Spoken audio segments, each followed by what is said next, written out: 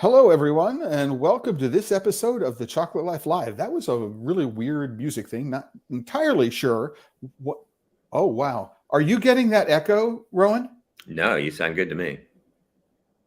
Because I am getting an enormous delay. The music sounded fine to me too. It's something on your end. Like 4 or 5 seconds. Huh. You want to restart? It is at my end. Okay. I don't know that I can restart because what this does is it messes everything up at do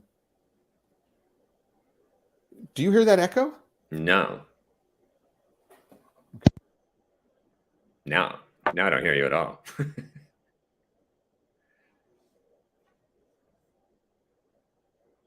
And now you're muted, I think.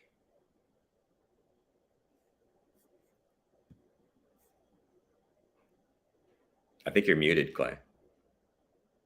Okay, can you still hear me? Yeah, you sound good. Okay, and I'm not hearing the echo anymore. I think you're muted. So this is live, everybody, and now you know it's live. Yeah, you sound good. Okay, and I'm not hearing the echo anymore. I think you're muted. So now I'm hearing the echo. Now you know it's live. Yeah, you sound good. Okay, and I'm not hearing the echo anymore. Do you hear the echo? Oh, now I don't hear it. Okay, 1, 2, 3. Do you hear the echo? No, now I don't hear it. I'm getting that long delay. Yeah. Okay, 1, 2, 3. Do you hear the echo? No, now I don't hear it. I'm getting that long delay. Yeah. Do you hear that? Okay. 1, 2, 3. Do you hear the echo? No, I don't hear it. I'm getting that long delay. Yeah. Okay, so I am not entirely sure I'm getting that long delay. How to solve this problem. I am not entirely. Hold on, everybody. This is really, really weird. I've got echo cancellation on. Hold on, everybody. This is really, really weird. I've got echo cancellation on. Are you hearing me? Hold on, everybody. This is really, really weird. I've got echo cancellation on. Are you hearing me? Hold on, everybody. This is really, really weird. I'm hearing you, but I'm hearing all those echoes too, for sure. I have. So, Mark, you say that the audio is perfectly clear where you are?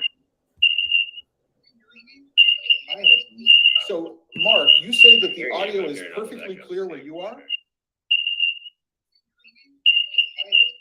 So, Mark, you say that the audio is perfectly clear where you are? So, my challenge, Rowan. I've now put my headphones on. Yeah. If I stop this, then what happens is that if I stop the live stream, is that the whole thing gets kicked off because I'm doing this live on LinkedIn, I'm doing this live on Facebook, and I'm doing it live on YouTube. And Mark says the echo is there now. Audio might be muted. I'm trying to figure out what might be feeding back. So now I don't hear the echo. As soon as you went to your headphones, I stopped hearing the echo. I don't know if that is a clue in any way.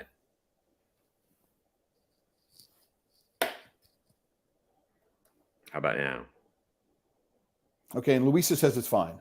Huh. All right, so hey, everybody, listen, I really apologize for this. What I'm going to do is I'm going to try to power through it, and knowing that it may just be in my ears, and I'm not entirely certain why that is. So everybody, hey, this is the Chocolate Life Live. My name is Clay Gordon, right? And we're here speaking with Rowan Jacobsen. Rowan is somebody that I met for the first time in 2008. His book and my book were both finalists in the International Association of Culinary Professionals Book Awards. And then our paths crossed again in 2010 when he published an article on going to Bolivia in search of wild cacao with Volker Lehmann. And recently, Rowan was back in New York. He was coming down here because he's got a podcast going on talking about wild chocolate. And I wanted to connect with Rowan again and promote what it is that he's doing with the podcast and do some other things. So welcome, Rowan, to The Chocolate Life. I'm sorry for the very, very rocky start. Oh, I'm happy to be here. Happy to be here. Happy to be here. Happy to be here.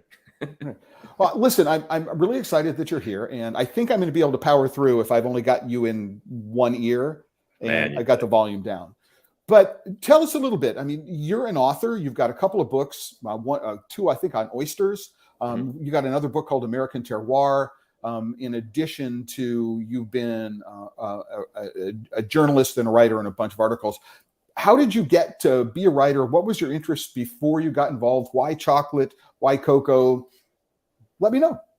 Let us all know. I was always interested in writing. I actually got my MFA in creative writing. So I was originally interested in fiction. But by the time I got my degree, I was actually becoming more interested in nonfiction. I found that I didn't like making stuff up. I liked it's kind of like a hunter-gatherer. Like I like going out and getting the ingredients from the world and then seeing how I can put them together, right, to cook with in the kitchen, so to speak. So I found myself really leaning toward nonfiction. And then I was editing for sort of this cult foodie magazine in the early 2000s called The Art of Eating, which some people might know. And that was sort of like my deep dive into food. Like I'd always been interested in food, but The Art of Eating really had a focus on terroir in all kinds of different areas. Before that was kind of cool in a sense. And so that really got me thinking about all of that stuff, which led to me wanting to write a book about oysters, which are very terroir driven. And then looking at other foods where terroir played a big factor, one of which was obviously chocolate. So that was my introduction to chocolate. Great. So I want to let you know I'm having a little cognitive dissonance here still. So I'm watching you talk and I'm hearing and all this other kind of stuff. So it's going to require every bit of focus that I have in order to be able to do this. So I want to be able to share with everybody. Here is the Chocolate Life at the moment. So this is the live homepage, just as a resource for every single live stream episode. I do a post, and so this is the post for today's live stream. There's a little bit of the backstory, including a link to the original article that you wrote on wild cacao with Volker Lehmann back in 2010 called The Heart of Dark Chocolate.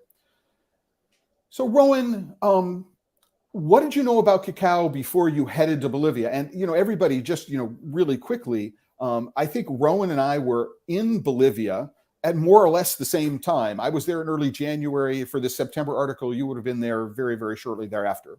Yeah, in fact, as I recall, I believe the original plan was for us to be there together. It was basically for me to piggyback on your trip because I had tasted Cru Sauvage when I was working on my book, American Terroir. Thought it was amazing. Thought the story of wild cacao was amazing. So I got in touch with Volker and said, is it possible to come see what you're up to? Mm-hmm. And he said, oh, talk to Clay because Clay's already planning a trip. And if you guys can do it together, that works easier around. So originally tried to figure that out, but then the dates didn't work out. So I missed you. You got there first, and then I ended up coming in right after you. But yeah, so it was. So you had tasted the Felklin Cru Sauvage. Mm-hmm. I mean, I still remember that the first year of production, which was 2006. That's probably the single best chocolate I have ever eaten in my entire life. Wow, and so I don't know the harvest year that you had been tasting. I think it was 2008 first time I had it. By which time they had changed the way they were processing it. So tell me if you can. Okay, tell me if you can, please. What your first impressions are? You had tasted the chocolate. Did you know anything about how cacao was produced before you got to Bolivia? I did, because for that book, American Terroir, that had a chapter on chocolate. And the idea was to focus on all the factors that could influence the flavor of chocolate. So I'd gone through that, but I'd never actually visited a cacao operation before. So that was Volker's Place was my first introduction to the actual nitty gritty, hands-on daily details of doing it. And which is funny because obviously that's not sort of like your classic cacao operation. Gotcha. So, right. So, what were your thoughts? I mean, you hadn't been to a farm yet, and you're sitting here looking at these. You're sitting here on the, you're here on this little chocolatale, so a chocolate island in the middle of the savannah in the Itenes region of the Beni department of Bolivia. It was your first introduction to cacao. What were your thoughts? Yeah, right. So as far as I knew, it was all like that. Like you're surrounded by this literal forest of cacao trees, and you just wander through the forest, and they're the understory, and pick the pods. So obviously very different than what you would see on a normal plantation somewhere. But obviously really beautiful and just a magical setting. As you know, it's this strange environment where it's this vast stretch of wetlands through the Beni, and then anywhere the land is raised just a couple of feet, so it's a little bit drier during that 4-month wet season. It's dry enough for the cacao trees to survive, and so they just populate all those little raised terraced areas, and then of course the punchline for those areas is that it turns out they're actually not natural. It's a terraformed landscape made by people thousands of years ago who were purposefully raising up the land so that they could grow stuff out of the flood season. So are you familiar with the writing of a gentleman by the name of Charles Mann? He's got a book called 1491. Yes, one of my favorite books. And the opening chapter of the book takes place in exactly this part of Bolivia. And it's really quite remarkable to me. I mean, it was a chapter of history I hadn't thought of, that these little chocolatales, these little islands, were in fact man-made or partially man-made constructions in the middle of this vast savanna. And the idea that, perhaps cacao had been brought here 3, 4, 5, 8, before the arrival of Europeans, was really, really one of the first inclinations that I had, that cacao itself was much more ancient, right, and much more a part of the landscape than I thought it was. Yeah, and it's actually, in a sense, one of the best ways to understand sort of the greater story of the Americas is sort of seeing it all through the eyes of cacao. And so again, I mean, you said it's one of your favorite books. It's actually one of my favorite books as well. And if anybody has not read 1491 and its companion book, which is 1493. So what was the world like? What was the Americas like before the arrival of Europeans? That's 1491. And what were the Americas like after the arrival of the Europeans, which is 1493? Just a fabulous book. And what I will do is I will put links to those books you can get them on Amazon. I'll put links on today's post page. This is one of the reasons why I have that post page, is I can put resources that we cover. I want to take a quick break just to acknowledge we got a bunch of people. So Mark and Yuri from Blue Spruce Chocolates in Denver are here. Thanks for doing things. Luisa Abram is connecting in from Sao Paulo today. I think you're in Sao Paulo today. Guessing. So thank you very, very much. And then Shirley Lum, thanks. It's been a while since I've seen your face here. So thank you very much for connecting. And then we have Graceland Farms. And I believe you may be in Liberia. And the answer is yes, cacao does grow in Liberia. Perfect, and you say you have 210 hectares of cacao?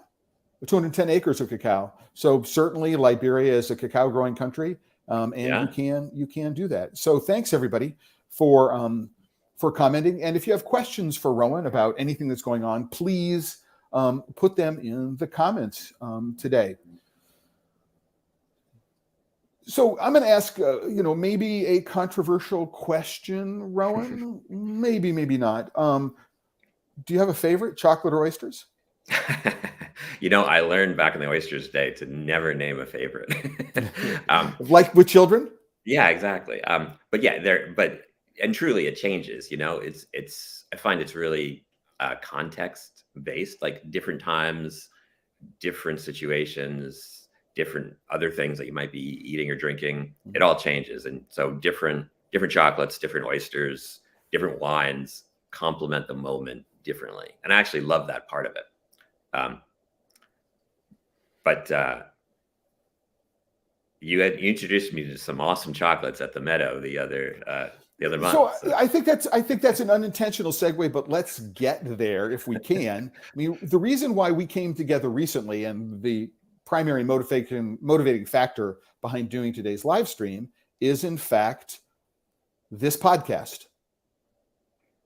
Right. So you're working with this podcast production company here in New York called Kaleidoscope. Is that correct? Yep, Kaleidoscope. Right? And they're doing, I think, what appears to be a series of podcasts around the topic of obsessions. Right. Yes. Right. And one of the topics they're doing within the obsessions area is wild chocolate. Right. And so did your agent approach them? Did they approach you? How did this come to be? They approached me. They had one of the starters of Kaleidoscope knew that original story I'd written about Volker in Outside Magazine back in 2010.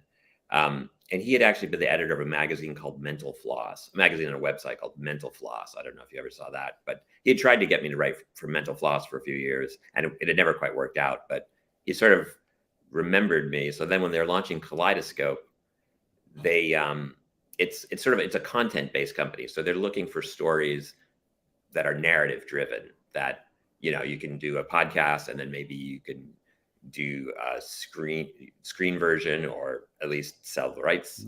Mm-hmm. So they're sort of thinking of it from the content perspective. And he remembered that original story and thought, that was a good story, that's good content. So he approached me and asked me if I wanted to do a show about that. And I said, well, that alone, wouldn't work because too many years ago, too limited. And I don't have any audio from that 2010 trip. But I knew that there was a lot of exciting stuff happening around wild cacao since then that had really sort of blown up. So I talked them into sending me back to the Amazon so that we could expand it. So, so you've been involved in the podcast, and I'm going to assume that you had a chance to talk about the narrative thread associated with it. Mm-hmm. So is there a progression from episode to episode to episode that you're looking towards moving the listeners through? Absolutely. Yeah. And that's the idea. And the challenge was, it's 8 episodes, 30 to 40 minutes per episode. So the challenge was, and very few podcasts really sort of try to do that in a narrative style where you've got a beginning, a middle, and an end.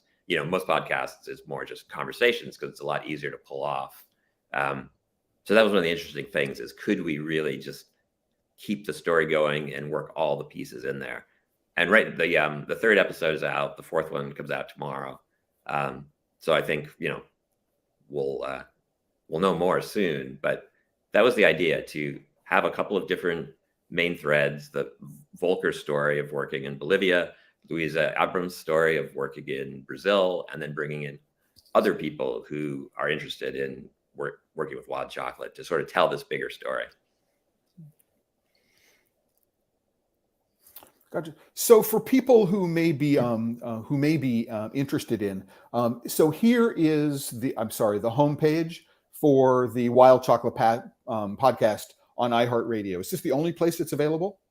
No, whatever platform people use. So this is available on a bunch of streaming platforms. This is just the one that the producers provided to me. No, I understand. Yeah. I mean, what I'm saying is that this is the link that the producers provided to me. Right. So so it's on iTunes, Stitcher, all these other places where one gets them. Yeah. But if you are interested at iHeartRadio, there's a link to the podcast on the Chocolate Life right now, and you can get to that. But if you are subscribed to some other podcast platform, that's where you could go to listen to them. So you reached out to me sometime in September, I think, early September. You said, "Hey, Clay, I'm going to be in New York. What I'd like to do is I'd like to spend some time with you buying chocolate. Right. And we had the wonderful experience of going to a Whole Foods in Greenpoint Right. and looking at the display and having a wide ranging conversation for, I think, close to half an hour or so, or something like that, before we were approached by managers of the store saying, "What the heck are you doing here today?" Yeah, gentlemen? we kind of got booted out of the Whole Foods eventually. Yeah, we had not gotten permission from the store to go do any kind of audio recording. So, and from there, again, echo. From there, we went into Manhattan. We went to the store called The Meadow. So, how can you contrast the differences? I mean, your impressions about the way the chocolate was presented and what we saw at Whole Foods compared with what it is that we saw at The Meadow. Yeah, it ended up being such a fascinating contrast because the Whole Foods, obviously they have at first what appears to be a huge variety of bars on the shelf, but it immediately felt like an extremely industrial setting. That Whole Foods in particular, you've just got the hum of refrigerators all around you. It's a basement in Brooklyn, and you look at this diversity of bars, and then as you taught me, as you walked me through it, it turns out that the diversity of bars is not nearly what it seems to be. There was a corporate behemoth behind almost every one of those bars in one way or another, either actually making the chocolate or owning what seemed to be a small company. And then from there, going from that, fluorescent lit humming environment to then go to the Meadow in Lower Manhattan, or in I guess that would be Lower East Side. Nolita. And you walk into this little tiny postage stamp space with beautiful wooden shelves and something like 300 bars on the shelves, all from small craft chocolate makers, and with a very passionate clerk manning the store. They could, and some lovely jazz playing in the background, could not have been more opposite experiences. So, one of the things that occurs to me right now is that you ended up purchasing some bars at the Meadow. Have you gone in and purchased any of the brands that we saw at Whole Foods and said, "Can I taste the difference between these two things?" I mean, all these big corporate owners behind these brands that we saw. What I actually did afterward, I went the next step. I went ahead and just walked into a CVS and bought an 85% Lindt bar and a literal Hershey's bar, and tasted those, because I hadn't actually tasted anything like that in a really long time. Right. And I thought, maybe this won't be as bad as I'm thinking in my head. I'm sure maybe it'll be totally passable. So I wanted to just check and make sure I wasn't fooling myself. And your thoughts was Hershey as bad or worse as you remembered it being? The Hershey's was shockingly bad. And okay. I really had not expected it to be quite that strange. To me, it had really strange smell, almost like a burning electrical, like an electrical fire kind of smell. That burnt rubber kind of thing. And you probably know more than I do about where that's coming from. But it was, I guess you can get used to anything. But after having eaten nothing but sort of high quality chocolate for a while, it was startling.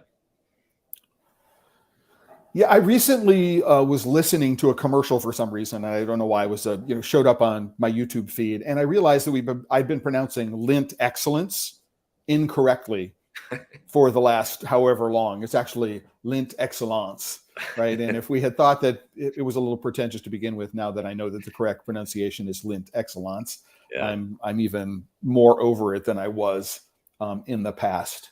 Yeah, it was not so excellent either. It was not so excellent either. Touche. What I want to do really quickly, if I can, Rowan, is make quick travel down memory lane. So we're back on the Chocolate Life right now, and you sent me a photo to think about in today's podcast, and you sent me this photo of you standing in front of an ancient cacao tree. What are you thinking about as you're standing in front of this? I was thinking about something that Volker had said to me right then, which is that the cacao tree doesn't really die. It's, in a sense, the organism lives forever because the trunks will die regularly, but then they'll resprout. So the organism itself can sort of just keep burbling up for no one knows how long. So and you know, you've been in this area where it's just these very old trees and everything is cleared out, and it really feels like you're in a grove with these ancient beings. So you really have a sense of presence when you're there, I thought. And I don't know if you had the same experience. So for people who may not be familiar with this whole idea, you know, through the central trunk, very often at the ground level, there are these shoots that come off that are called chupons. And so one of the things that happens during proper plantation management is that you cut off the chupons. So that keeps the central trunk primary, right? And it also means that energy is not diverted from the pods and the rest of the tree where you might be generating fruit to these little small chupons. And what you're seeing here is a tree where the chupons have never been cut. And this is an example of this being not necessarily a wild tree, but what I would call a feral tree. Yeah. So this tree probably did not grow here because of some accidental introduction or non-intentional introduction of cacao onto this chocolatale. Hundreds of years ago, some cacao would have been introduced to the island, and then it would have been allowed to go feral. And this is what happens to a tree over the course of 200 or 300 years, right? If you don't actually do any pruning. Now, one of the reasons that I love this photograph is that here's me. And this is in 2010, where you said your photograph was in 2022. Yeah. So here's me in front of a tree that looks very similar. It's not the same tree. But it's in the same part of the Hacienda Tranquilidad where you are. And you can see that it's a huge tree, big trunks, lots of them. There are 1 or 2 pods on the trees. So it's still fruits, right? But it's not very, very productive. And I don't know, and from my experience, whether Volker said that he is he's sending any of his harvesting families there to harvest these trees. So on the wild part of the farm, no management of the trees is done. Right. So there's no real pruning, there's no real cutting, there's no real clearing, anything like that. The trees are just allowed to grow, right? And families come in who live on the island or nearby, and they come in and they spend days at a time harvesting. So that's my understanding, and that was what was in place in 2010. I don't know if that's still the same regime in 2022. It is, yeah. There's a group of people that come in pretty much every day, and they'll harvest for 4 or 5 hours, and then bringing them out, and they'll open the pods in the forest, which is the way everyone seems to work with the wild cacao, and then deliver the beans to Volker's new fermentation center at the end of the day, get paid on the spot, and off they go. And that's how it happens, I think, for the other chocolatales as well through that region. Is people will actually go, and sometimes the really distant ones, they'll camp out for a few days collecting the beans and then come out and deliver them to some central spot. Yeah, and Volker's business, which was Rainforest Exquisite Products, I don't know if this is the same company name now. He has I think you mentioned, there's another collection center that I visited in a town called Bella Vista. Yeah, which I believe you have also visited as well. But I think your experience. So this is Volker Lehmann for everybody. This is Volker Lehmann in 2010 when I was there. But for me, it was I took a flight into La Paz, and then from La Paz I went to Santa Cruz de la Sierra by plane, and then from Santa Cruz de la Sierra I took an overnight bus to Trinidad, and from Trinidad, after having breakfast, I got in a taxi and went to the airport, where we waited for 3 or 4 hours to get another passenger so we could fly to Baures, where we could get on a car right, to drive to the Hacienda Tranquilidad. And as a part of driving to the Hacienda Tranquilidad, we had to cross this river on this boat. Yeah. This is the Rio Blanco, I believe. I think This that is boat is you still. in this year, Yeah. right? Yeah. You're here on the Hacienda, so we can see that Volker has upgraded his vehicle. He has. He's got the yeah. Look at that's actually like a Dodge Power wagon from the 1960s. You know, it was the U.S. delivered them to Bolivia to fight like Che Guevara and the Marxists, and then they've sort of been hanging around Bolivia ever since. Right. And you sent another photo. So this is pretty much the same river crossing as this, but I think you're on the other side of the river. Are you getting ready to cross, or have you already crossed? We were actually, we had, you can see that boat to the left of the Jeep. We were getting ready. We had carried that boat there. We were getting ready to go upriver a few hours to another chocolatal, a village called El Carmen. Volker was he wasn't able to get all the beans he needed out of the Baures region anymore. So we were sort of doing a little like scouting trip up the Rio Blanco, because he'd heard that there might be a new supply that no one had ever sort of tapped into, and turned out to be true. So I just heard from him that starting next year, he's going to be getting quite a bit of beans from El Carmen. So that's exciting, like sort of a whole new area to tap into. Very, very cool. And here is actually another river crossing. This is maybe a 3 or 4 hour drive away, if you're lucky, if it isn't raining and the dirt roads aren't completely washed out. But this is, I forget the name of the river, unfortunately. I think it's in the caption to the photo on the website. But this is to the town of Bella Vista, where there's another collection center. So I think what people may not know is that Volker is the first person to try to collect and export the wild cacao from the Bolivian Beni region. So this is the lower Beni. There's another part of the province which is called Alto Beni, which people may also be familiar with, but it's a different, there are different genetics of beans which are available in the Alto Beni than there are available here in this part of the province. You've been here. What were your thoughts about, this is actually a decent sized city, I mean, for the area.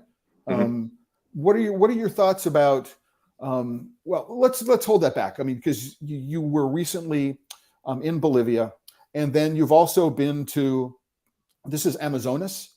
Amazonas state. That's the state in Brazil. Yeah, that's the Juruá River. We're on the Juruá River.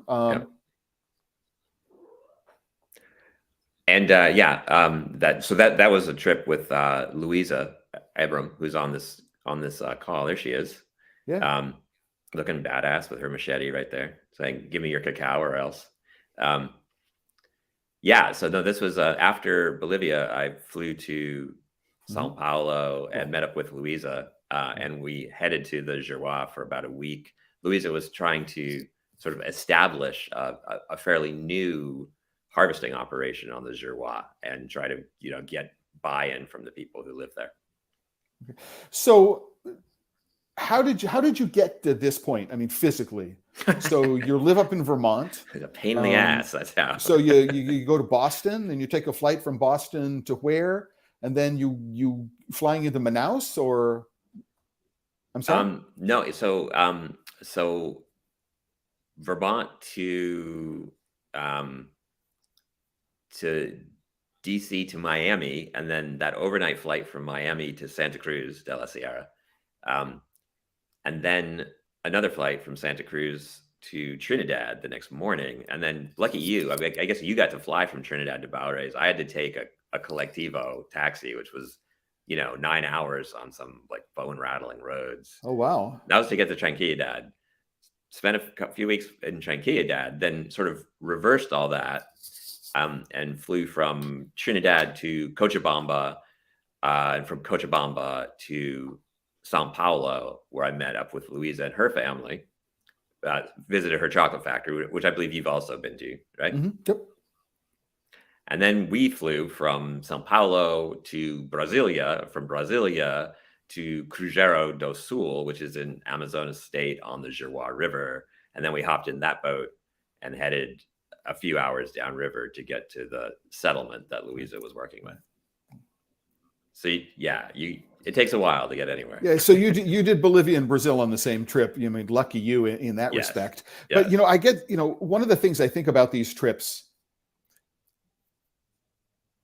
which I think is interesting to me, is you feel like you're, every place you go, it's another step farther and farther and farther away from your comfort zone.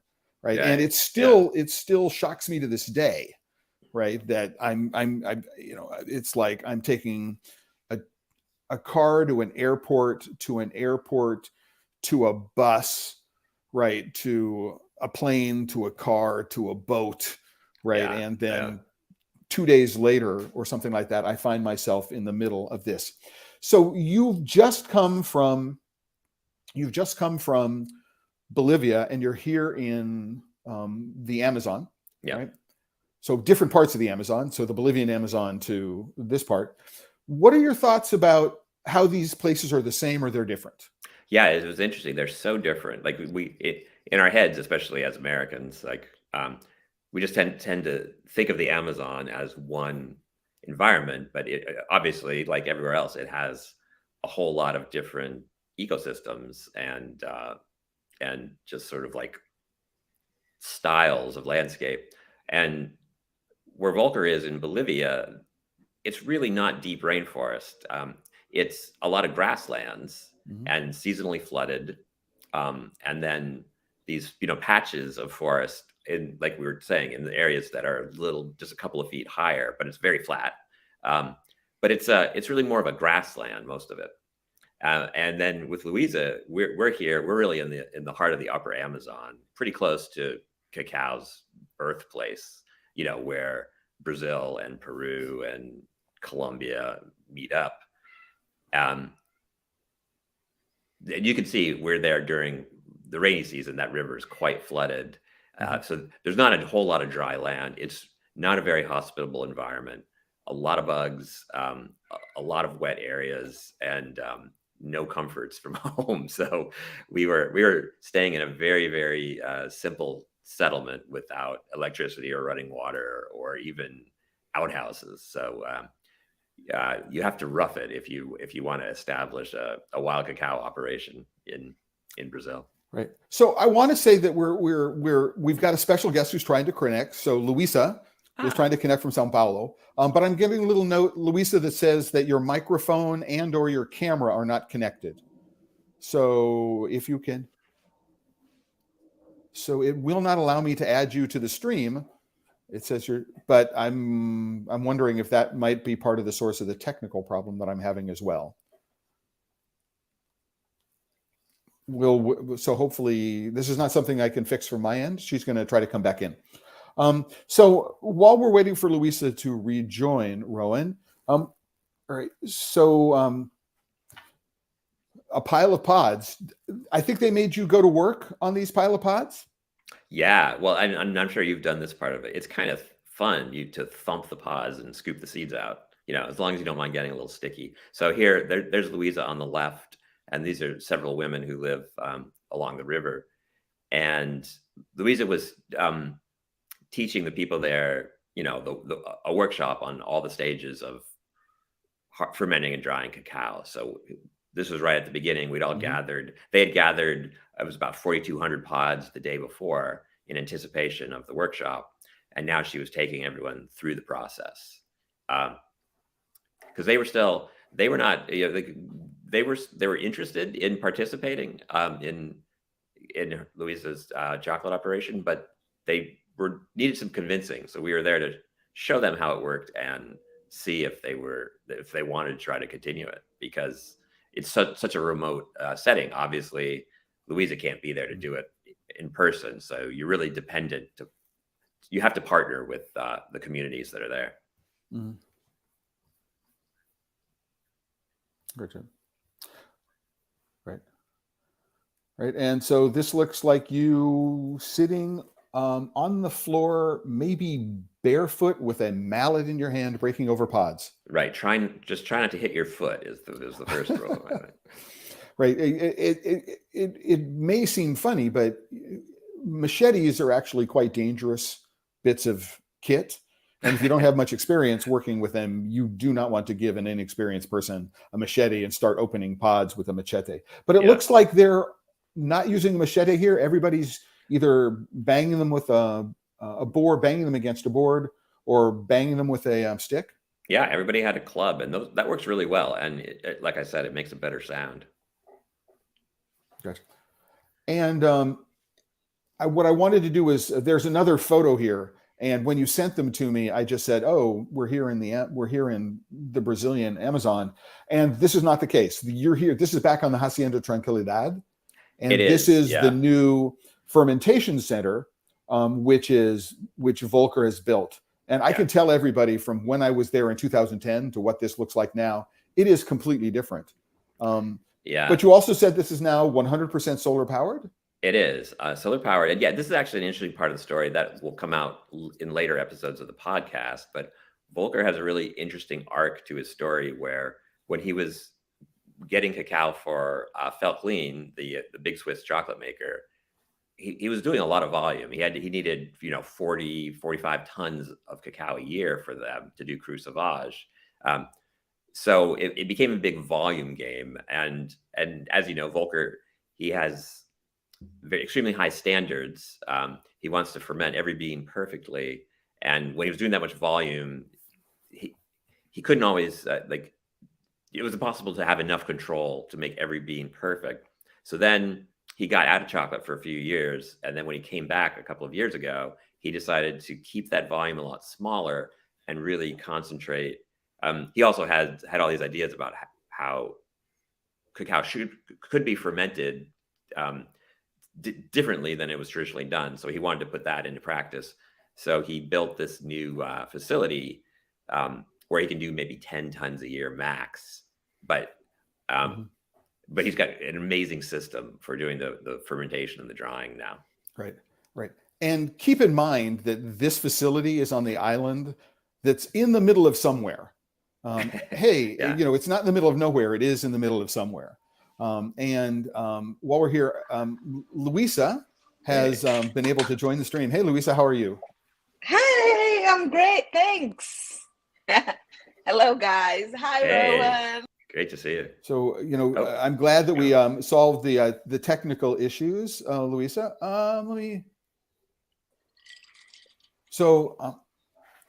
Luisa, Rowan has this background in the history. What was it like hosting him in the middle of the jungle? Quite honest, I guess Rowan never thought it was going to be as rough as it was. Am I right, Rowan? Well, you didn't tell me about the pium ahead of time. Oh, yeah. The bugs are really... Oh, my dad was just concerned that he wasn't listening to me, but you guys are listening, yeah? Oh, yeah. Great. Having Rowan was quite exciting because someone was finally going to show the world the struggles we go through to get the cacao that you guys taste in our bars. So it was interesting, and Rowan really got to see the nitty gritty of us opening an orange and going to talk to the people and convincing them and showing them, look, this is the chocolate that we're going to make with your cacao, and teaching from like ground zero fermentation to the locals, and how to select the pods, the beans, and it was very exciting. And Rowan, your thoughts on that same comment that Luisa was making? Yeah, it was fascinating to see to be able to see that sort of something from scratch. Like this is really the early stages that have to be laid down if you're going to successfully do something in such a remote place. It's a crazy way to make a living. So, I mean, that's a good question for Luisa is, where does that passion come from for taking that on? Well, I think that one thing I would like to interject in there is that it's actually crazy to think that this crop is grown at the scale it's grown in, right? That there are enough people out there to tend the trees. And when we think about, 5 million metric tons and what that means, and every single pod is touched by hand and opened by hand, and the seeds are pulled by hand out of each and every one of them. I just think that that's the thing that struck me the first time I ever went to a producing country. So I was in Ecuador in 2003, and the amount of work, the amount of dedication, right? And sometimes it's just getting there in the first place before you can even set up work is really quite remarkable about what's going on. But the entire process, I mean, it's amazing to me.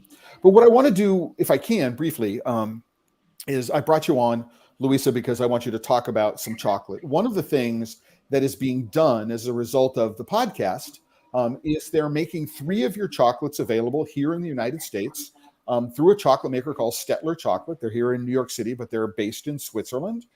And I happen to have 3 chocolates from them: the Jurois, the Tocantins, I hope I'm pronouncing that anywhere nearly correctly, as well as the Purus. Now, all 3 of these things are wild chocolates. So different beans from different part of the Brazilian Amazon, each one of which has a different terroir, right? From what we know from Rowan's previous writings. And they have entirely different flavor profiles. So you as a chocolate maker, what are you doing here in making these chocolates? Just one second. I'm just going to close the door here. So Rowan, have you tasted these, even if you don't physically have them present with you right now? I have not tasted the Tocantins, but I have tasted the Purus and the Jurois. And as you're saying, I think one of the really interesting things that Louise is doing that no one else that I know of is doing is she only works with wild chocolate, but I think she's up to 6 or 7 different origins now. Keeps everyone separate, so you get a different bar from each of these wild areas because the cacao is unique in each region. So Luisa, how does the inherent differences of these perhaps different genetic varieties, I mean, so maybe they're Parasinas, maybe they're not, right? But they've grown in different areas, and so the local environment is going to have an influence. How does that affect the way you approach making chocolate as a chocolate maker? And where do the clues come from? How are you guided in doing that? First, I guess going to the Amazon and working with these wild beans, I never know. In the first place, I've never know the flavor profile. So it's a big exclamation point for us. But unfortunately, we never had anything that was unpleasant. So we work today with 6 origins, and we worked in the past with 7, but Jari River, unfortunately, we had to drop that because it was getting too hard to get the beans. So we unfortunately got to drop that. But making the chocolate is really what transform all this amazing work that we are doing in the Amazon into the flavor that the people are going to taste in their homes. So we are essentially bringing the Amazon flavors and the Amazon terroirs to the people. And it's very exciting to really see whenever you put the bar into your mouth, and when it's the first time and you're searching for all these flavors, and it's what really I guess drives us to want to keep adding more origins to our portfolio. and going all this hard work to really get the chocolate. Volker said one thing in the podcast really that really struck me. All of this for one one damn bar of chocolate, Right. and this is this is this couldn't be more certain. And with us, I think terroir really it's one part of the whole aspect of the flavor. So Mark Christian once said to us like the flavor profile is three things: local, so the terroir, the genetics, and how you ferment the cacao. So I guess how we ferment and the terroir we can do right here. And then the genetics, we have some help from Lindo from USDA. He helps us to map all of our samples that we have. So when we go there, Rowan actually saw this when he went there. We get genetic samples and then GPS data, and then we send everything to US after our trip and to get the results and to see that if this is a new family, what the hell we are dealing with. So what you mentioned, Parazinho. Actually, we never got the results of Parazinho. We got the results from Tocantins, for instance. It's an amelonado, or Cassiporé, which is another origin. It's like 100% amelonado. Like you will see the data. It shows 100%. So no intervention whatsoever of outside genetics in that region. And I think that this is what's intriguing about wild cacao, that it has many layers. So it has the flavor layer, then the fermentation layer, then the genetics layer, then the experience. And I think this is what keeps us in our toes, I would say. And I believe the Girois, which I think you've got a sample of the Girois there, Clay, where I was with Luisa, genetically, it's a particularly unique variety. Is that right, Luisa?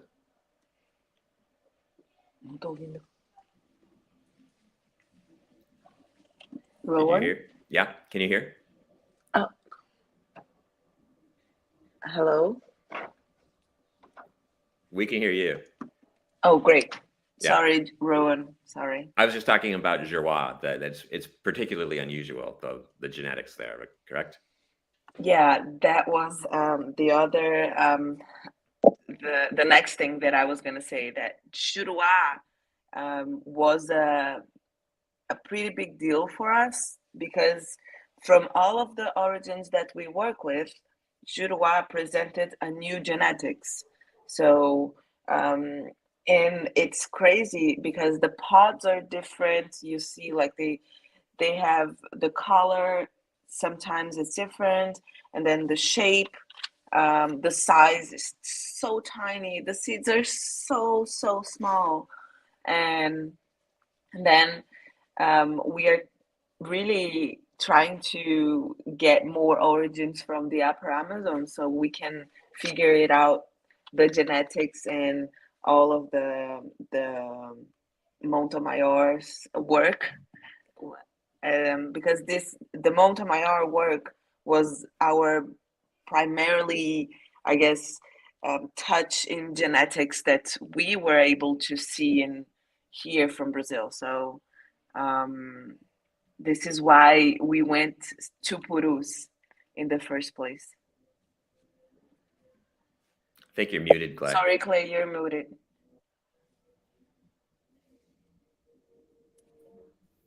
I was chewing chocolate and I didn't want everybody to hear me chew. Thanks everybody for pointing out. It had been a while since I had spoken.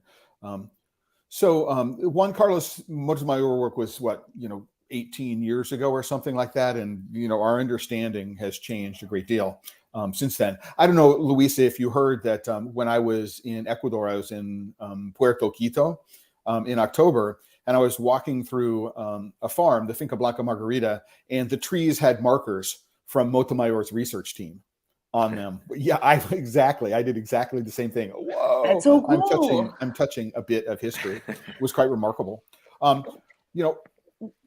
We don't have time right now, but Luisa, I'd like to, get on and talk about, you recently had an upgrade to the factory and you moved at least some of your production into a ball mill from, I believe, old style melangers. And I think that there's a completely separate question to ask about how that changes the kind of chocolate that you're making. But Yeah. We're coming up right at the end of the hour. And so what I want to do is I want to provide a little bit of wrapping up for people. And, just to say thank you to both of you. Luisa, it's the middle of your workday there. Thank you for joining us. Rowan, you're here in New York for other reasons, but you agreed to make yourself available for this today. What I'd like to do is let people know that on TheChocolateLife.com right now, on the page for this live stream, and you can know that because there's this big picture of Rowan on the top of the page, is that there is a link to Stettler chocolate. And if you click on this link, this card, it will take you to the Stettler chocolate website. And there you can order the 3 bars. So 1 bar from Joie, Yes. Tocantins, I'm hoping, and then the 3rd one from Purus. Now, I had a chance to taste small samples of all 3 of them here. Stettler sent samples to me, for which I am, very, very happy and very, very grateful to have them. It turns out in a little small world coincidence, I don't know, Luisa, if you'd had a chance to talk to Chef Sal Martone. Yeah. But I've known him for almost 10 years. He was the executive pastry chef at Robuchon in Las Vegas, and I had a chance to eat at Atelier Robuchon and his desserts at Atelier Robuchon on a number of occasions while I was there. So just another example how the world of chocolate gets very, very small very, very quickly. And what I want to say is that I think that there is some small amount of similarity between these 3 bars, but they're all very, very different in terms of the fruitiness and the attack profile. So how the flavor erupts in your mouth as the fat starts to melt, as the flavor starts to come through, where the aromas are in your nose. They're all individual chocolates. And so I think that one of the great things about a collection like this, the Kaleidoscope Collection, right? I think aptly named in this particular case, the Kaleidoscope Collection, is an opportunity to taste 3 different origins from the same producing country, and as seen through the lens of a single maker. So, there is a single aesthetic, if we want to say, that combines everything together, right? And yet the distinct differences of the origin of the cocoa comes through. Is that a fair statement, you think, Luisa? Yeah. Yeah, it is. It's the same recipe. I try to always keep the same percentages to really enhance the cacao and the bean that we are working with. Also, I guess now that I have a conch, I am playing a little bit with the flavors and it's gonna take me a while, I guess, to really perfect the conching art. Yeah. Because it's an art. But I would say that it's the same recipe, and you get an even playing field to really taste the differences in terroirs. The fermentation profile is fairly the same. It changes a little bit here and there, but it's just like punctual things. It's not the main thing. Mm-hmm. So what you are really tasting is the differences in terroir and genetics, I would say. And you can really, really get a sense of what each bar has to offer. Great. Okay. My dad is right here, and he's like, "Oh, Andre, come here, come here." So I think I think I met Andre before I met you, Luisa. I mean, I've been corresponding with him on the Chocolate Life, I think, for more than a decade. Right. So Yeah. it's good to see your face again, sir. Thank you very much for joining us today. Likewise, It's a holiday here. It's Black. So nice to see you guys. So nice to see you. You too. Partners. So- All right. Well, so we got a big one coming up here, but you're still at work, which, you're heading into the Christmas season. So obviously it's a big time of year for producing chocolate. There are two comments that I want to get to before we leave. The first one is from Mike in Kansas City. If you're still listening, Mike, thanks for tuning in today and being a regular participant. Kansas City, Missouri, rather than Kansas City, Kansas, if I'm correct. And I believe that, Mark, we've answered your question about where to purchase these chocolates, right? A company called Stettler's. There's a link. You don't have to worry about looking at the URL or anything like that here on the Chocolate Life at the moment. There is a link on the post that I put together for the page. Luisa, I want to say thank you very much for joining us today. Rowan, what's next for you? After the podcast is done, what's next? Where do you go on? I mean, have you reached the pinnacle of success now that you've gone wild chocolate? Yeah, well, I don't know, Disney World, right? No, yeah, a little break, and then my next project. Although I have a feeling I might get sucked into cacao a little bit more. It's kind of interesting. I posted, that photo with a big tree. I posted that on Instagram and said, like, where are you ever going to see a cacao tree like this one? And somebody in Peru responded and said, we got a few right here if you want to come check them out. So part of me wants to go to Peru and check them out. Yeah. It sounds like an anytime you find invitation. wild cacao that is someplace where people have not been there in hundreds of years, Yeah. the trees will end up looking like that. It is really, really quite remarkable. Well, so if I could, Andre and Luisa, if I can talk you guys into a little Peru trip, might be something interesting there. Interesting. Well, That it's would gonna be great. rough as it was here, or it's gonna be more of a light thing. Because if it's a light one, I don't want to go. Right. Sorry. So what I want to Leia, do is interrupted you. remind everybody. What I want to do is remind everybody that you've been listening to the Chocolate Life Live for the last hour with my special guest, Rowan Jacobsen, author of the book Geography of Oysters, American Terroir, and others, who now has a podcast going on a number of podcast platforms called Wild Chocolate. Hey, Rowan, it looks like you had 3 episodes up so far.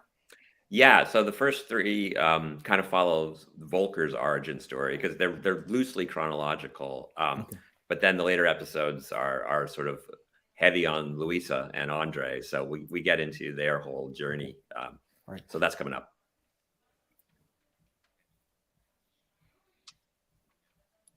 So was again, I pardon for the delay because I'm still hearing you in my ear. Was any of the audio that we took at Whole Foods or at the Meadow usable? Oh yeah, that drops tomorrow. So that drops tomorrow. So yeah. Cool. Everybody, take some time, go and find Obsessions Wild Chocolate on your favorite podcast platform. And tomorrow, yay, I am going to be the featured episode, and I'm looking forward to that. And just to let everybody know, TheChocolateLife.com is here. Everybody who is a member, I thank you very, very much for being a member. If you're not, you can join. There's a free tier. There are paid tiers. And also, if you have an opportunity, like, follow, share on LinkedIn, YouTube, and Facebook. The links are there in the bottom of the stream. So you can go find this live wherever you're watching. You can find all the places where it's linked to, as well as hashtags if you want to share today's platform, as well as the Instagram accounts for Luisa, for Rowan, and for the Hacienda Tranquilidad, as well as Stettler Chocolates. You can follow all of them and show them your support. Shirley Lum wants to come in and says, wild Peruvian cacao is interesting. I just think that one of the great things about, and I was in Venice 2 weeks ago for the launch of Barry Callebaut's second generation chocolate, and where they talk about the purity of cocoa flavors. And I will be dedicating all of this Friday's live stream to second generation chocolate. One of the things that I'm really appreciative of about craft chocolate, and especially about this world of wild cacao, is all of the flavors that are not just plain chocolate in what's being done. So one of the things I appreciate here, and again, Shirley, you're pointing out, is all the fabulous flavors that are available in these specialty flavor cocoa beans, whatever the genetics are, and then how that gets modified through wherever it is that they are grown, and the individual post-harvest practices in all of the places where all of these fantastic artists go in, do some very hard work to make it happen. So and I do want to remind people about a couple of things. But first of all, again, thank you very much for both being here with me today. Rowan, as you continue your adventures in chocolate and cocoa, please stay in touch. I'd like to share them with people. Luisa, of course, I've always enjoyed your smiling face and your hospitality. I remember sitting with you and your sister on the beach in Ilhaush in 2017, my first ever visit, having what the Spanish would call a coco helado. I don't know what they call them in Brazil. But just the fabulous hospitality that I felt from everybody who's part of the community there, that you've shown to me. And thanks for taking good care of Rowan when he was there as well. I appreciate that as much. And with that, we're at the end of the hour. I want to say thank you very much to everybody for being here on Friday. Especially to Rowan and to Luisa, to say that on Friday, we're going to be looking at the entire other end of the spectrum, which is industrial chocolate from the world's largest chocolate maker, and a new product launch that they're making. After Ruby, after Whole Fruit, what's next? Something they call second generation chocolate. What is second generation chocolate? There will be a post about that later today or tomorrow, so people can understand what the context for Friday's live stream is going to be all about. And with that, I just want to remind everybody, if you're working with